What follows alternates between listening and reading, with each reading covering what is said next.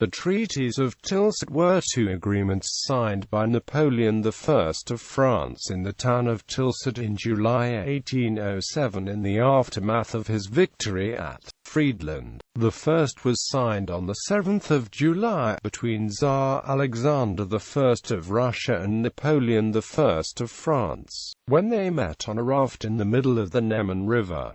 The second was signed with Prussia on the 9th of July. The treaties were made at the expense of the Prussian king, who had already agreed to a truce on the 25th of June after the Grande Armée had pursued him to the easternmost frontier of his realm. In Tilsit, he ceded about half of his pre-war territories. For those territories, Napoleon had created French client states, which were formalized and recognized at Tilsit: the Kingdom of Westphalia, the Duchy of Warsaw and the Free City of Danzig. The other ceded territories were awarded to further French clients and to Russia. Napoleon not only cemented his control of Central Europe but also had Russia and a truncated Prussia ally with him against his two remaining enemies, Great Britain and Sweden, triggering the Anglo-Russian and Finnish War.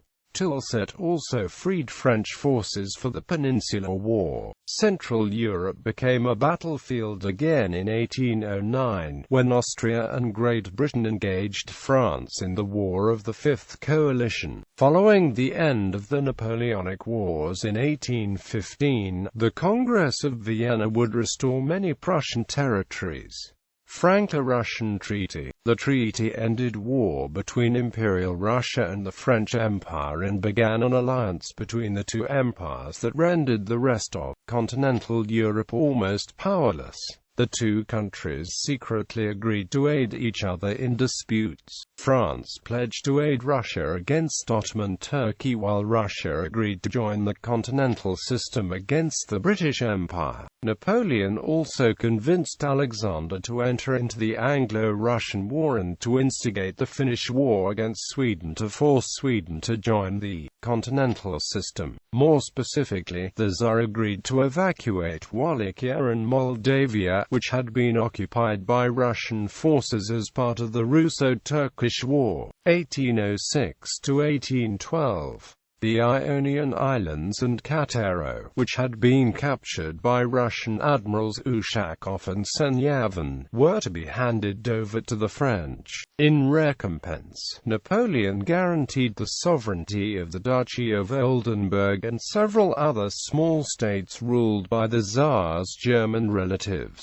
Franco-Prussian Treaty. The treaty with Prussia stripped the country of about half its territory. Cottbus passed to Saxony. The left bank of the Elbe was awarded to the newly created Kingdom of Westphalia. Bialystok was given to Russia, and the rest of the Polish lands in Prussian possession since the second and third partitions became the quasi-independent Duchy of Warsaw. Prussia was to reduce the army to 43,000, and on the 9th of March 1808, France fixed its tribute to be levied from Prussia at 154,500,000 francs, deducting 53,500,000, which had been raised so far during the ongoing French occupation. The sum was lowered in two steps to 120 million francs by the 1st of November 1808. Talleyrand had advised Napoleon to pursue milder terms. The treaties marked an important stage in his estrangement from the emperor. Until 1812, the French occupants requisitioned in money and kind from various corporations and persons, especially by billeting soldiers on cities.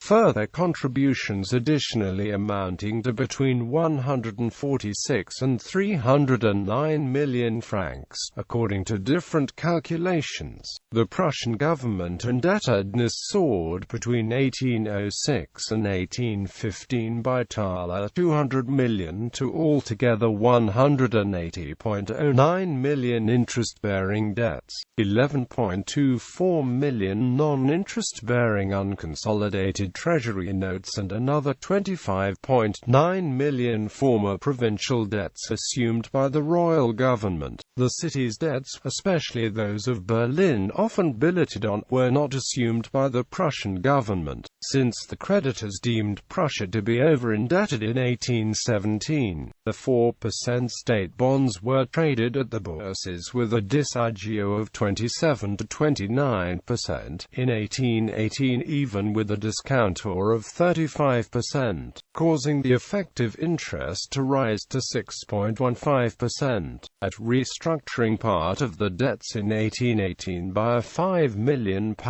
loan at 5% at the London financial market, the Prussian government had to accept a disagio of 28.33%, thus paying an annual effective rate of 6.98%. When the treaty was being formulated, it was noted by an observer that the Prussian king was pacing on the bank of the Neman River. Napoleon had to raise his hand, and Prussia would cease to exist.